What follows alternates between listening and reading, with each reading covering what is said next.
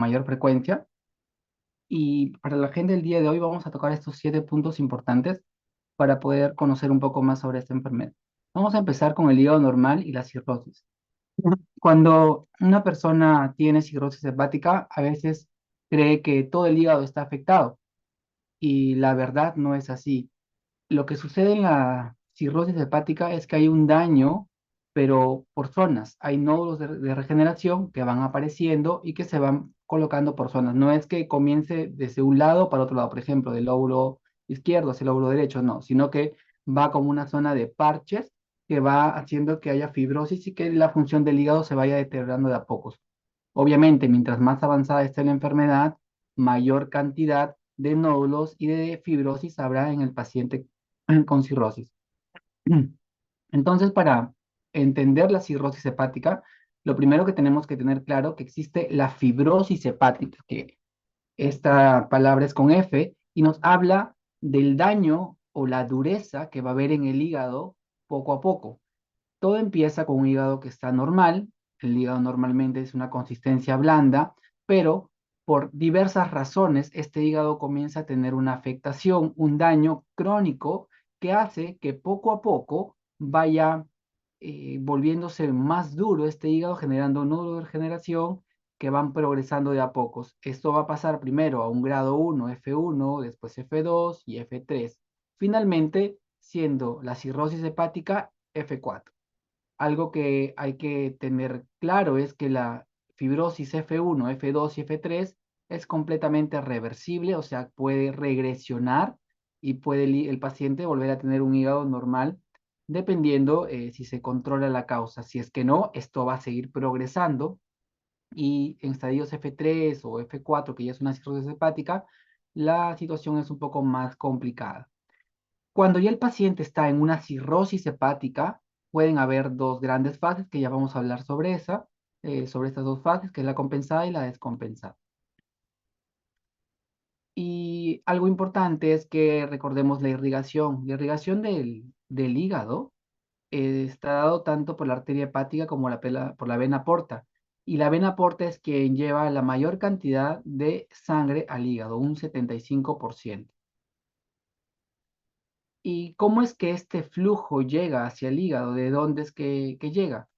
Pues tenemos aquí la vena mesentérica inferior y vena mesentérica superior, la vena esplénica, que se juntan estas tres y llegan a la vena porta que finalmente lleva la sangre hacia el hígado para que pueda detoxificarse y también después puede salir por las venas suprahepáticas y volver a reutilizarse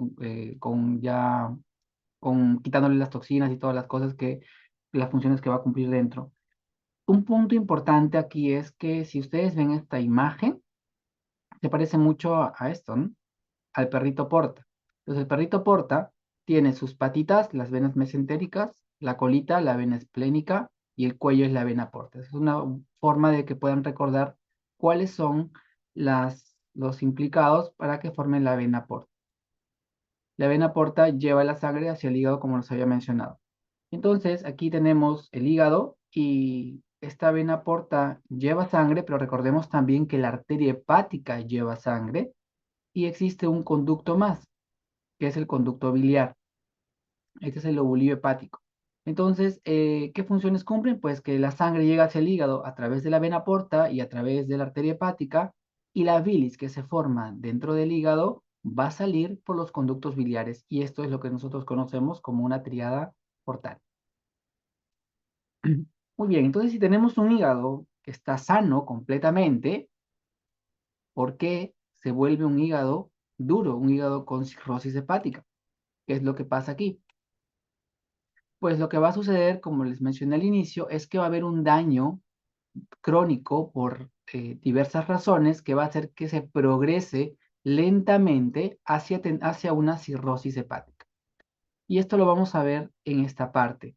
Por ejemplo, vemos en el lado izquierdo, acá donde estoy moviendo el puntero, acá viene la vena porta y tenemos aquí lo que vendría a ser la parte de la arteriola o la arteria hepática. Es el flujo que va a llegar hacia el hígado, mejor dicho.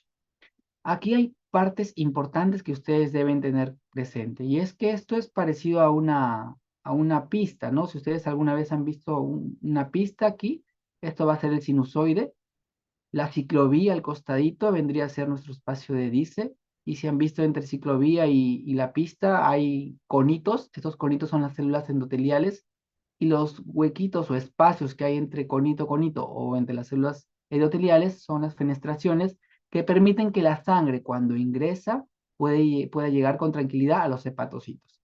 Y en esta ciclovía o espacio de dice podemos encontrar las células de hito o las células esteladas que tienen vitamina A y también producen colágeno. Y es normal, porque es una función que tienen, pero lo que sucede es que después van a sufrir una alteración. Además, en el sinusoide, en esta pista que le estoy mencionando, pues siempre hay alguien que pone orden, que viene a ser el policía. Esta es la célula de Kupffer. Vamos a encontrar una célula de Kupffer, un macrófago, que se va a encargar de eliminar las bacterias o toxinas que puedan llegar por aquí. Y finalmente todo termina aquí en la vena hepática. Entonces ese es el camino que va a llegar. Llega la sangre por la vena porta y la arteriola y la arteria hepática, se van a unir en el sinusoide hepático, células de Kupffer van a lograr eliminar cualquier patógeno que pueda haber ahí, y la sangre también va a pasar por las fenestraciones hacia los hepatocitos para cumplir ciertas funciones. Lo que sucede en un paciente que tiene una fibrosis, que está teniendo un daño hepático, es que si ustedes se dan cuenta aquí en el dibujo del lado izquierdo, solamente hay dos células de hito, dos células esteladas, pero en cambio en el lado derecho aparecen cinco. Quiere decir que la fibrosis lo que sucede es que hay un aumento de las células de hito, y si hay un aumento de las células de hito van a haber mayor cantidad de colágeno, que lo que va a hacer es unirse a las células endoteliales, a estos conitos de la ciclovía que le mencioné, generando que se cierre todo esto y que haciendo que la sangre que llega aquí en el sinusoide, en la pista, no pueda pasar a los hepatocitos, generando una hipertensión sinusoidal. Así es como comienza el daño dentro del hígado a raíz de que estas fenestraciones se van cerrando. No se cierran al 100%, se cierran por partes, y esto va a hacer que el paciente más adelante desarrolle otras complicaciones que ya las vamos a ver más adelante. Y esto es lo mismo, las células de Kupffer y todo el conducto normalmente que va a arteria hepática, vena porta, y lo que sale por el conducto biliar es la bilis. Muy bien, vamos a verlo desde más arriba. ¿Cómo se vería si usamos nuestro microscopio un poquito? Vamos a verlo de esta manera, miren. Este es el F1. Les mencioné que F1 es un grado de fibrosis, es el primer grado y es completamente reversible, es una fibrosis portal. Luego tenemos F2, que es una fibrosis portal con septos también, un poquito ya. Todo lo que es medio azulito, violáceo, es la fibrosis. Eso es fibrosis. Aquí en el grado 3 ya podemos ver septos, podemos ver mayor daño, mayor fibrosis, mayor zonas azules que nos dicen que el hígado se está volviendo cada vez más duro. Y finalmente tenemos nódulos de regeneración en el F4 que nos habla de una cirrosis hepática. Recuerden, F4 es igual a cirrosis hepática. F4, no F1, F2 ni F3. De F1 a F3 no es cirrosis. El paciente puede revertir si es que controla el daño que le produjo esta cirrosis, este daño. Muy bien, entonces recordemos aquí a nuestro perrito porta, pero aquí no tiene cabeza. Tenemos vena mesentérica, superior, inferior, esplénica y porta. Todos ellos van para llevar la sangre. Y cuando normalmente pasa la sangre en un hígado normal, llega hacia el hígado y sale por las venas suprahepáticas completamente normal. El 100% entra y el 100% sale. Pero, ¿qué sucede? Este es un hígado normal. ¿Qué sucedería si este hígado ya no tiene la misma consistencia? Este hígado ya no tiene, ya no es blando, sino se va volviendo cada vez más duro, con más fibrosis. Está sucediendo que el colágeno está cerrando las fenestraciones dentro del hígado, el sinusoide está aumentando de presión y se está comenzando a generar una hipertensión. Pues lo que va a suceder, si le ponemos la cabecita del perrito porta, una cabecita con cirrosis, lo que va a suceder es que no va a poder pasar la sangre por completo. Una parte pasará y otra no. Y obviamente si algo no pasa o no avanza, va a retroceder. Eso que retrocede genera un aumento de la presión dentro de la vena porta, generando lo que conocemos como una hipertensión portal. Y esta hipertensión portal después va a tener colaterales porque va a buscar alguna salida y se va a ir por los costados. Por ejemplo, puede irse para las varices esofágicas, puede formarse varices gástricas. Esta hipertensión portal también favorece la aparición de así. Pero todo empieza de esta manera. Y un punto importante es saber qué me produce cirrosis. Y cuando uno pregunta cuál es la causa y revisa algunos textos, incluso antes se pensaba que era el alcohol, ¿no? Entonces llegan pacientes y dicen, doctor, pero ¿por qué yo tengo cirrosis si yo no tomo alcohol? Es más, yo soy hermana, yo no voy a la iglesia, yo no tomo alcohol, yo no creo que tenga cirrosis. O llega otra persona que tiene dolor en hipocondrio derecho y le sacan una ecografía para ver si tiene cálculos y de pronto le encuentran cirrosis. No, ¿cómo voy a tener cirrosis si yo no tengo síntomas? Entonces, tengamos presente que la causa más frecuente de cirrosis no es alcohol, no es alcohol la causa más frecuente, tampoco es la hepatitis B y la hepatitis C la causa más frecuente, son causas, sí, causas importantes, pero no las más frecuentes. La más frecuente es por el MASLD, que es la enfermedad hepática esteatóxica asociada a disfunción metabólica. Este nombre tan feo lo que significa es que se asocia a diabetes u obesidad. O sea, la causa más frecuente de cirrosis actualmente la vemos en pacientes con obesidad y y con diabetes o una de las dos. O sea, puede ser únicamente obeso o puede ser únicamente con diabetes o de ambos. Y son personas que no han tomado alcohol. Y si toman alcohol, peor todavía. Entonces, las causas más frecuentes son las que estamos mencionando aquí. Más también a veces lo mencionamos como una causa metabólica. Pero existen otras causas también de la cirrosis hepática. Si descartamos estas tres, pensaremos en una colangitis biliar primaria, que son enfermedades autoinmunes, una hepatitis autoinmune. Estas dos con la colangitis esclerosante primaria también son causas, pero son mucho más raras dentro del punto de vista de las autoinmunes. Por ejemplo, la colangitis biliar primaria es la causa más frecuente de las autoinmunes y se da más que todo en mujeres. La hepatitis autoinmune también es más frecuente en mujeres. Y el detalle aquí es que en la colangitis biliar primaria lo que está elevado es la fosfatasa alcalina. Está alta la fosfatasa alcalina, tienes una ecografía normal. En la hepatitis autoinmune predomina más bien las transaminasas elevadas. Y algunos otros exámenes positivos como anti-elana, pueden ser el antimusculo liso también, la inmunoglobulina G.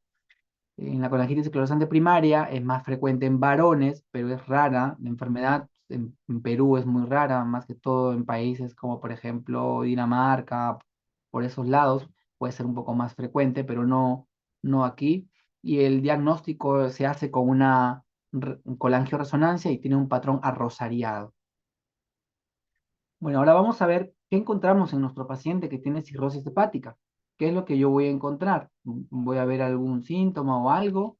¿O qué es lo que voy a encontrar en mi examen clínico? Puedo encontrar edemas en las piernas y aquí vemos que tiene fovea. Entonces presionamos y vamos a ver si se forma una depresión y con eso ya nos dice nuestro paciente que tiene edemas, pero esto va asociado con ascitis. O sea, si solamente tiene edemas, no es que tenga cirrosis, porque los edemas también pueden ser por otras cosas, problemas renales, cardíacos, etcétera. Estos edemas tienen que estar asociados a la citis. También podemos ver en pacientes la circulación colateral. Y vemos aquí la flecha en amarillo, son justo las venitas que comienzan a aparecer y se ve en pacientes que tienen cirrosis hepática. Otras cosas que podemos ver son el eritema palmar, el signo de la bandera de Perú, que es el rojo, blanco, rojo, ¿no? Vemos aquí la región tenar hipotenar, rojo, blanco, rojo. Podemos ver las uñas de Terry, que se ven en pacientes sobre todo que tienen hipoalbuminemia, que es donde la lúnula se ha perdido, hay una color blanco y un halo medio rojizo. Aquí están, y aquí se pueden ver las uñas de Terry. Eso podemos encontrar, y eso es lo que tenemos que buscar en nuestros pacientes. Aquí podemos ver las telangiectasias, que son como unas pequeñas arañitas vasculares que cuando uno lo presiona, que cuando uno lo presiona, este, va a generar que desaparezca. Va a desaparecer y de ahí vuelve a aparecer. Presionamos, desaparece y soltamos, aparece, como podemos ver en el video. Y esto mayormente se aparece en la parte del tórax. Esto que les estoy diciendo es para que ustedes cuando ven a un paciente con cirrosis busquen eso. Al paciente hay que empezar la evaluación desde los miembros inferiores buscando los edemas, vemos ascitis, circulación colateral, las manos, uñas de Terry, vamos a ver también las telangiectasias y algunos pacientes pueden tener ginecomastia. Y esta ginecomastia también puede darse por uso de espironolactona y les genera dolor en los pacientes, ¿no? Es la presencia, como vemos aquí en esta imagen. Después vamos a buscar pérdida de vello axilar, pérdida de vello púbico, también pueden haber en esos pacientes, ictericia, y las telangiectasias pueden estar presentes en el rostro también. Y cuando están presentes en el rostro es más indicativo del paciente que tenga cirrosis hepática. Muy bien, ahora vamos a ver las fases. ¿Qué fases tiene un paciente con cirrosis hepática? Hay dos grandes fases, la fase compensada y la fase descompensada. Entonces, es importante saber dónde está el paciente y sobre todo si encontramos que está en compensada, que es el momento más difícil, en realidad la mayoría los encontramos en descompensada, concientizarlo que es una fase completamente asintomática. Es lo que le mencionaba hace un momento. Mire, doctor, yo no tengo síntomas, ¿cómo voy a tener cirrosis? Yo no tomo alcohol, ¿cómo voy a tener cirrosis? Pero mide 1,50 m y pesa 70 o 80 kilos. Entonces, ¿qué cosa tiene? Obesidad. Y eso lo ha tenido por muchos años que está empeorando. Y, doctor, pero yo tenía hígado graso hace 15 años, hace 10 años, nunca le prestaron atención y terminó en una cirrosis. Paréntesis, tener hígado graso en una ecografía no es normal.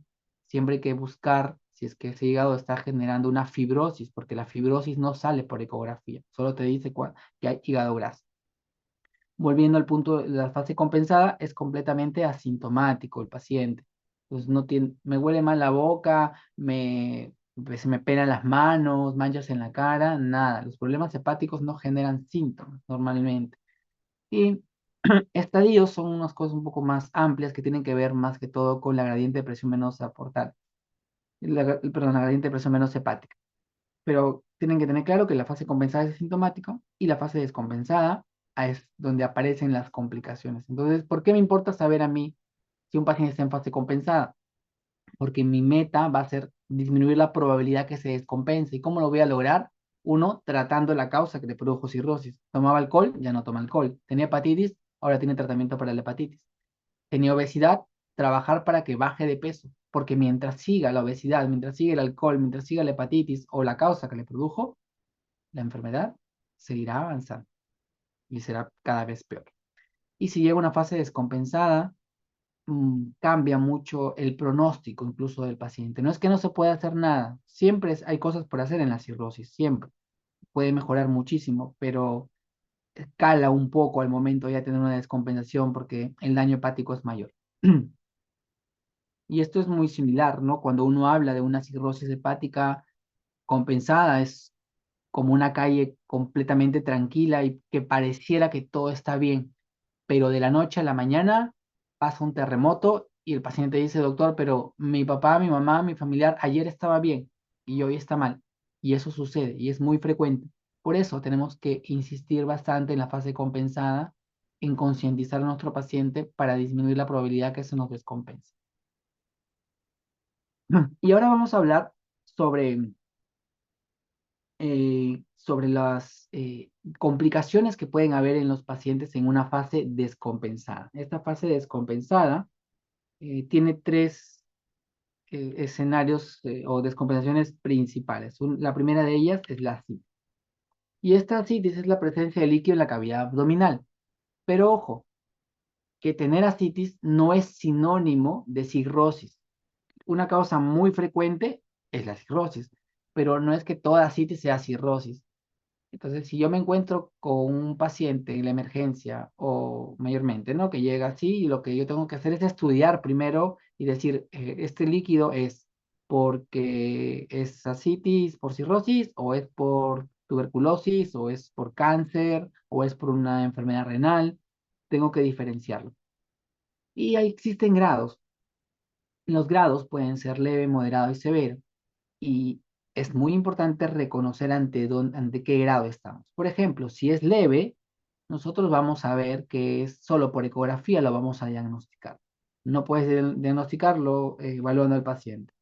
Si es moderada, veremos al paciente y si es severo, es atención. Es completamente como si fuese un globo a punto de reventar, donde nosotros tenemos que hacer diferentes tratamientos. Y esto importa, porque el paciente que tiene moderado o severa necesita un tratamiento, pero el leve, pues no le damos medicamentos, ahorita lo vamos a ver. Es importante reconocer eso. Entonces, ecografía para ver leve, moderada y severa, basta con la clínica y poder diferenciar entre uno y otro. Existe un punto, una clasificación o un tipo de ascitis que es la ascitis refractaria, y esta citis es aquella que uno le da el tratamiento y no mejora, o que dándole el tratamiento dosis máxima no mejora, o dándole el tratamiento viene alguna complicación, por ejemplo, le da encefalopatía o le da un daño renal, presenta algún evento adverso. Y aquí la situación ya es más complicada porque nos habla de un paciente que ya está en una fase final, en una fase difícil que solo el trasplante hepático podría ayudarlo. Muy bien, entonces si yo tengo un paciente que tiene ascitis, ¿qué es lo primero que tengo que hacer? Es lo que les mencionaba, ¿no? Les llega la emergencia, ¿qué es lo que van a hacer? Lo primero que tienen que hacer ustedes es hacer una evaluación del líquido. Hacemos una paracentesis. Una paracentesis, que es una paracentesis diagnóstica nada más. O sea, una paracentesis que nos va a ayudar a nosotros a saber si este líquido tiene características de un paciente con cirrosis o no. Los pacientes con cirrosis tienen este líquido amarillo citrino. Si usted lo mueve, ese color no le va a salir mucha burbuja, es un amarillo citrino, pero lo mueven y no va a salir muchas burbujas. En cambio, si el paciente tiene un líquido rojo hemático, podríamos pensar tal vez en un cáncer, si es turbio, tal vez que esté infectado, pero nos puede generar solo sospecha. La idea es sacar una muestra, llevarlo al laboratorio, se puede examinar y podemos saber primero si ese líquido es por cirrosis o por hipertensión portal, mejor dicho. Segundo, si es que ese líquido está infectado, que esas son las cosas más importantes. Entonces, yo tengo que saber, porque tal vez estoy tratando una citis que es por un paciente que tiene cáncer u otra cosa. Y si el paciente ya tiene una ascitis a tensión, pues podemos hacer una paracentesis evacuatoria y acá se drenan 5 litros sin albúmina y si sacamos más de 5 hay que usar albúmina para evitar que hayan complicaciones hemodinámicas y no se nos vaya a complicar el paciente y a tener problemas renales más adelante. ¿Y qué tratamiento le vamos a dar a nuestros pacientes? Vamos a usar esta mnemotecnia que son las 4D. Las 4D del tratamiento para pacientes con ascitis. Aquí vamos a ver la dieta, los diuréticos, drenaje y la derivación. Vamos a ver en qué consiste cada uno de ellos. La dieta va a consistir en darle sodio o quitar la sal a menos de sodio menos a 2 gramos o sal menos de 5 gramos. Y es bajo en sodio, bajo en sal, no es sin sal, porque a veces se comete el error de quitarle la sal al paciente y eso hace que la comida sea muy fea y el paciente no quiere comer. Al final se desnutre y esa es otra historia porque comienza a tener más descompensaciones por no comer. Pero, ¿cuándo voy a usar esta estrategia de la dieta baja en sodio? En la citis severa, o sea, en la citis a tensión, en la citis moderada, la que veo clínicamente, pero no es necesario utilizarla en la citis leve, o sea, esa citis que veo por ecografía, no es necesario restringirle la sal. Y es que si yo le restringo la sal a un paciente que tiene poca citis, lo que puedo hacer más bien es que deje de comer. Y eso no es conveniente, ya que ellos deben comer 5 a 6 veces por día. Lo segundo, a ver, aquí van a ser los diuréticos. Y el manejo es para lograr que ellos pierdan líquido. Pero no es que tenemos que alocarnos y darle mucho diurético para que baje, para que mejore. Tiene que ser con cautela. Si el paciente tiene edemas y ascitis, buscaremos que baje entre medio kilo a 1 kilo. Si el paciente solo tiene ascitis, buscaremos que baje medio kilo como máximo. Porque si el valor es mayor a esto que les he mencionado, pueden haber cambios hemodinámicos, daño renal, etcétera, encefalopatía también. Y los medicamentos que están indicados aquí son la espironolactona y la furosemida. ¿Podemos dar espironolactona sola? Sí. ¿Podemos dar espironolactona más furosemida? También. Ojo, la furosemida bioral, no es endovenosa, no hay que desesperarnos porque yo quiero que baje, le voy a dar 2, 3 pastillas. No, tranquilos, porque si bajas muy rápido va a haber complicaciones. Pero no vamos a dar furosemida sola. ¿Por qué no se da furosemida sola? Porque la espironolactona es un medicamento que va a actuar justamente donde está el problema de la cirrosis, que es, hay mucha aldosterona en el paciente, hiperaldosteronismo en los pacientes con cirrosis, y la espironolactona como mecanismo de acción actúa directamente ahí, lo que no hace furosemida. Si le das furosemida mejorará, pero al cabo de 7 a 14 días, si solo le das furosemida, este hiperaldosteronismo va a mitigar los efectos de la furosemida. Entonces no olviden la espironolactona sola o la espironolactona más furosemida, siempre bioral, sin desesperarse, poco a poco. Y doctor, pero tiene ascitis, ¿le doy agua? Pues tienes que darle agua. Lo que hace que aumenta la ascitis no es el agua, es el consumo de sal. Tienen que tomar bastante agua porque están tomando pastillas para orinar. Y si orinan y no se hidratan, encefalopatía hepática o daño renal. Tienen que tener siempre una buena hidratación. La tercera D es el drenaje. Y cuando hablamos de drenaje, estoy hablando de las paracentesis evacuatorias. Estas paracentesis que las vamos a utilizar cuando nuestro paciente nos dice, ¿sabes qué, doctor? Yo ya no puedo respirar. Cuando como, no puedo pasar alimento porque me está obstruyendo. Siento que no puedo respirar, no puedo dormir. Tengo mucho dolor porque me muevo de un lado para otro lado. Tengo insomnio, varias cosas que afectan su calidad de vida y que uno tiene que ya utilizar la paracentesis. No es recomendable hacerla a cada momento si no es necesario, hay que utilizarla solo cuando sea necesario. O sea, le hacemos una paracentesis evacuatoria y lo que se busca es idealmente quitar todo el líquido, utilizando albúmina si es más de 5 litros, y buscar que nuestro paciente después de esto ya utilicemos nuestras 4D, por lo menos la dieta y los diuréticos, para lograr que no vuelva a tener la misma cantidad de ascitis y también manejar la parte nutricional. Para hacer este drenaje necesitamos un catéter, lo conectamos a un equipo de venoclisis y va drenando poco a poco. Y solo se realiza en grado 3 o severo. Y por último, la derivación, que vendrían a ser los tips. Los tips es como un puente aéreo. Imagínense que quieres llegar de un lado a otro y usas un puente nada más. Es igual. A ver, no sé si han visto algunos óvalos donde los carros van por abajo, pero también hay puentes aéreos. Igualitito. Como la sangre no puede pasar adecuadamente de la vena porta hacia la vena hepática, que es por donde debería salir, porque el hígado está duro y no permite el paso, los sinusoides están muy tensos. Recuerden, las células endoteliales están muy pegadas por el colágeno que se han producido por las células de hito. Se coloca un stent, que es como un tubito, que comunica la vena porta con la parte de la vena suprahepática y se hace como un bypass. Hay algunos riesgos con esto, como la encefalopatía hepática, pero a veces se generan algunas estrategias aquí. Pero lo usamos no siempre.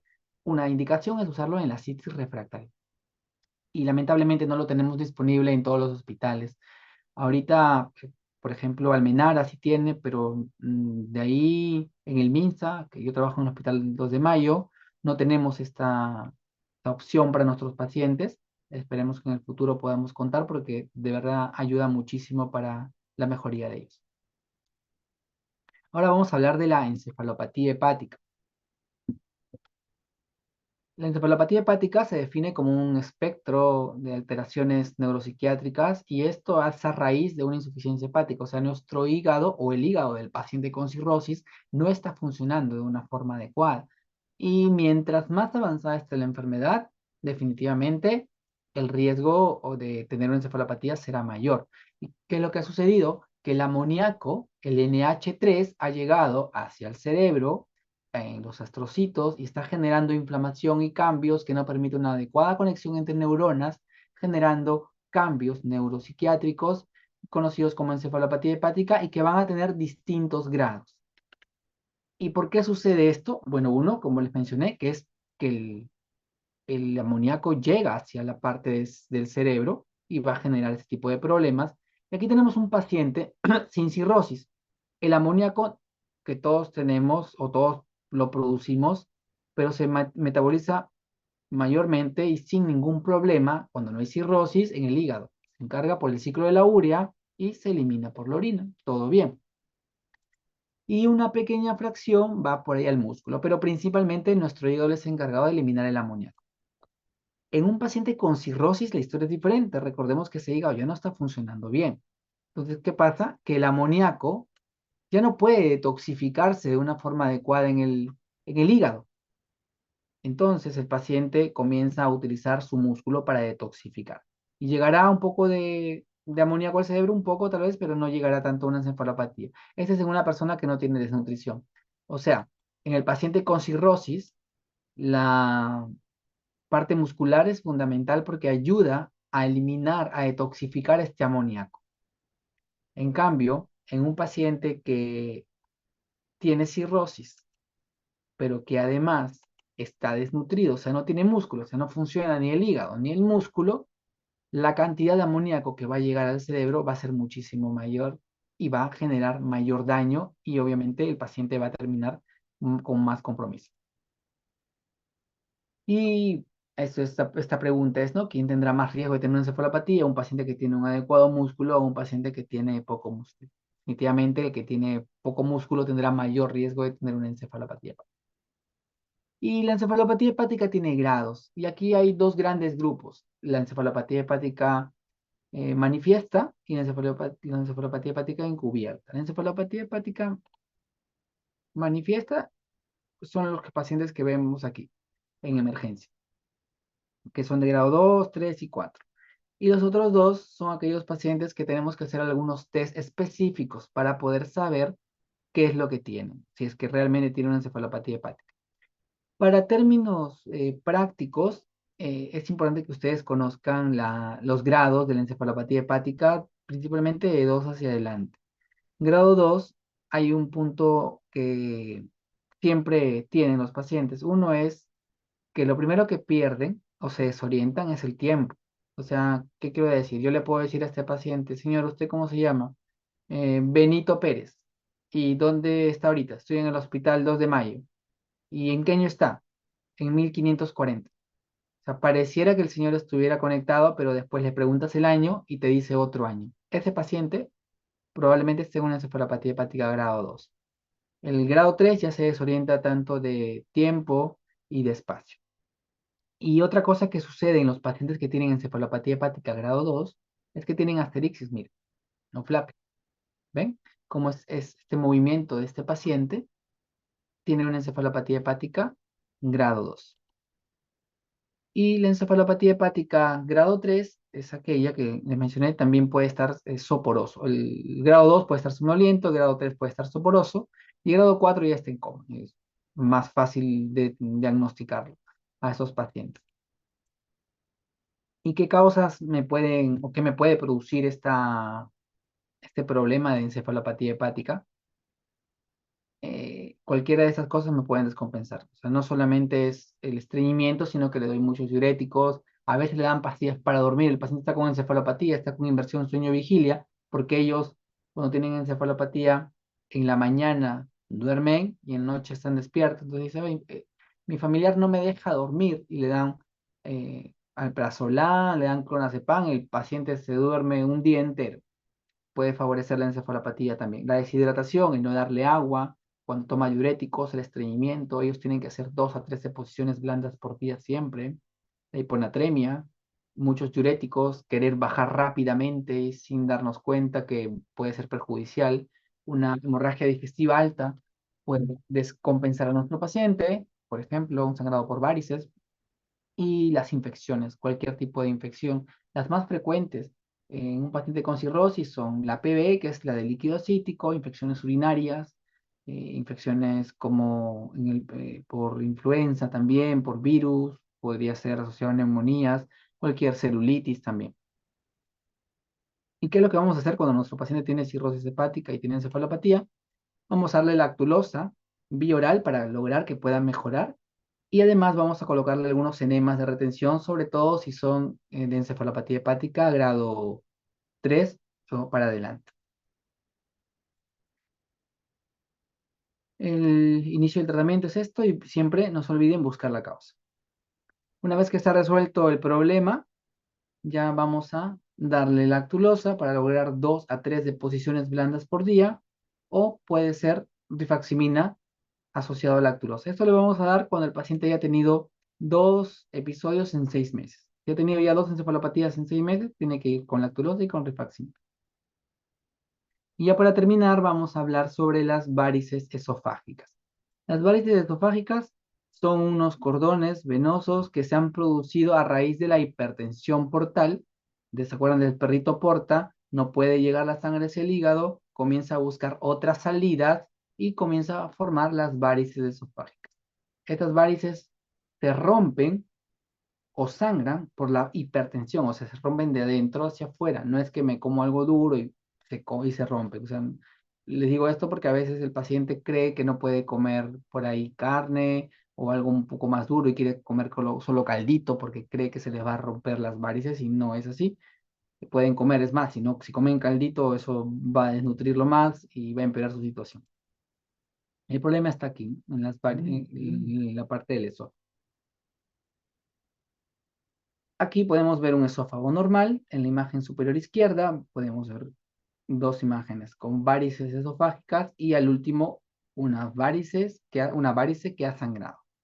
Esto le va a producir al paciente una hematemesis, que es la sangre con el vómito, y también melena, que son deposiciones negras, brillantes, negras como la brea, brillantes, de un olor terrible, pastosas, y que tenemos que hacer una endoscopía al paciente para poder darle un tratamiento. Aquí, cuando el paciente sangra, es porque la presión está muchísimo mayor. ¿Y qué debo hacer si tengo un paciente con cirrosis hepática y que tiene un sangrado? Debo utilizar dos cosas, ¿no? Debo ver, primero, si tiene varices, hay dos escenarios. Si tiene varices y nunca ha sangrado, o si tiene varices y ha sangrado. Si el paciente nunca ha sangrado, se le puede dar idealmente pastillas, los beta bloqueadores.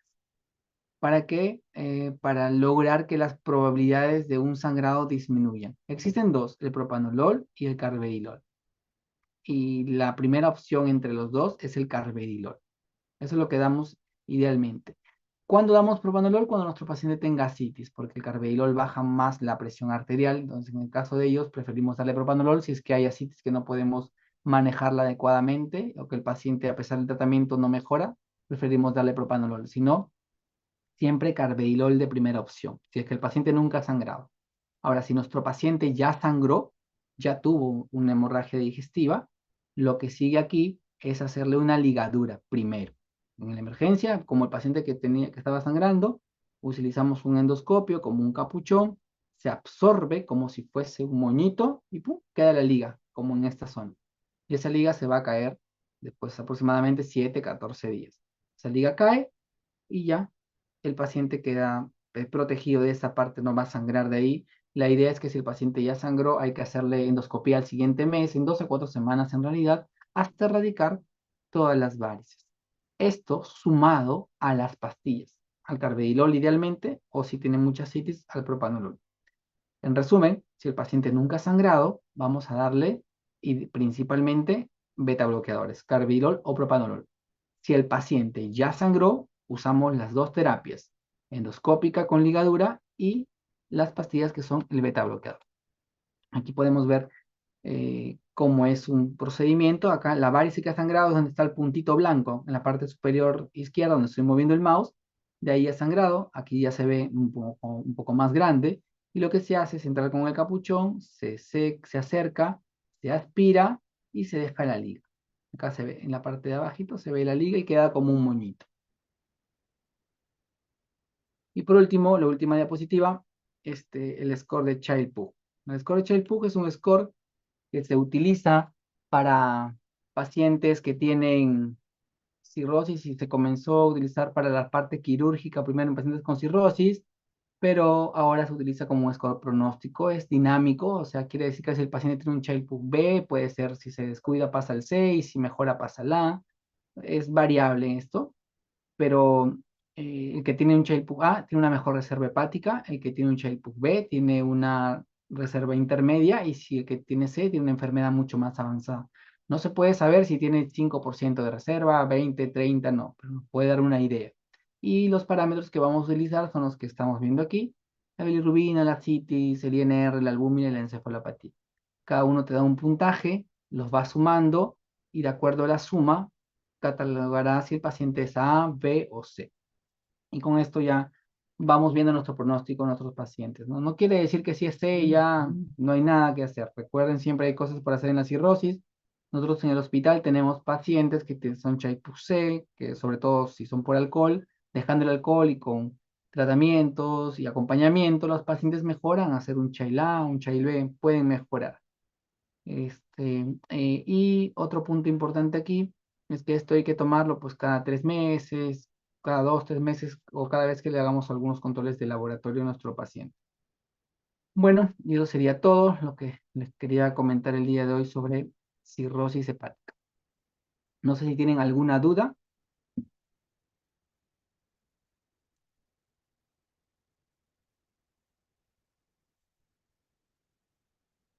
Doctor, ¿Alguna duda tienen? doctor, buenas noches. Mm, Bueno, si no hay Doctor, ¿se, alguna se me duda, escucha, doctor? ah, llamo. Hola, sí, Flavio, te escucho.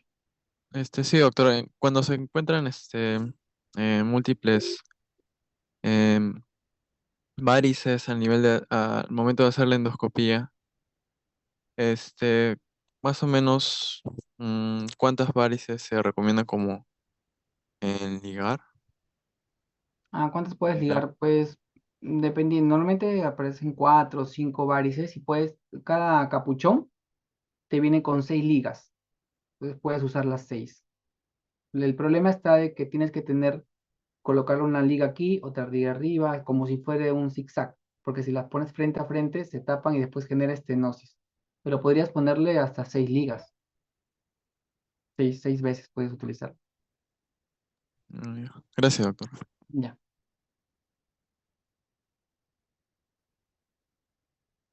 Sí, Mipsar. Sí, doctor, buenas noches. Yo tenía una consulta. ¿En una citis severa también se inicia primero tratamiento farmacológico o de frente podríamos hacer una paracentesis? El paciente que ya tiene una citis severa, atención, probablemente ya inició tratamiento con diuréticos y no ha mejorado, pero supongamos que llega así por primera vez.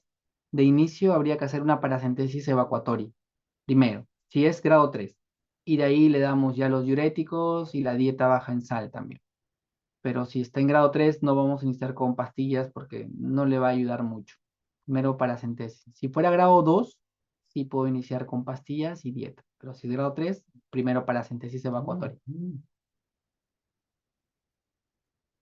Gracias, doctor. Ya. Sí, a ver, Charapaki. Ah, sí, doctor. Y eso de una hemorragia variceliar, leí sobre este antibiótico, sobre terapia profiláctica antibiótica que se le puede dar ceftriaxona o ¿qué opinas sobre eso? Porque en su clase creo que no lo mencionó. Sí, lo que sucede es que los pacientes con cirrosis hepática pueden desarrollar, cuando tienen hemorragia, pueden desarrollar infecciones. Entonces, dentro del tratamiento que nosotros hacemos cuando alguien llega con HDA, primero iniciamos con octreotide, para que es un vasoconstrictor que hace que disminuya la posibilidad de sangrado o disminuya el sangrado propiamente del flujo portal. Y por otro lado, utilizamos ceftriaxona de 1 gramo cada 24 horas por 7 días, como una profilaxis antibiótica para disminuir la probabilidad de que empeore o que haya una infección sobreagregada. Y además utilizamos lactulosa también para laxar y eliminar la sangre que pueda haber en el intestino y disminuir la probabilidad de una encefalopatía. Pero sí, utilizamos ceftriaxona. Y si el Está bien, paciente doctor. de los 7 días, le lo mandamos con norfloxacin. Está bien. Ya. Marcia, Sí, doctor. En el caso del manejo de la gastropatía por hipertensión portal, ¿también es parecido al de las varices? Si solo es gastropatía hipertensiva, no le damos tratamiento. Si es que este paciente tiene varices más gastropatía, bueno, tratamos con beta bloqueo igual nada más. Solo tratamos la gastropatía hipertensiva si es severa y te está generando anemia y hay sangrado. Y podría por ahí uno dar algún tratamiento, pero si no, pues no. Y el tratamiento igual sería, ¿no? Con beta bloqueadores, carvedilol, propanolol. Muchas gracias, doctor.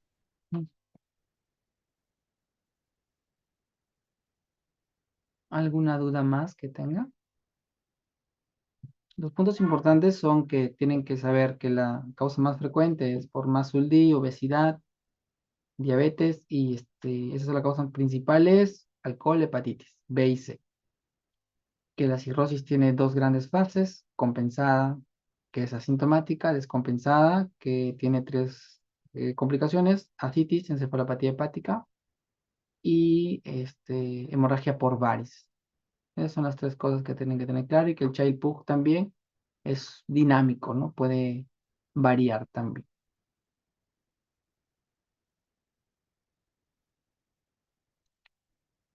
¿Alguna duda más que tenga?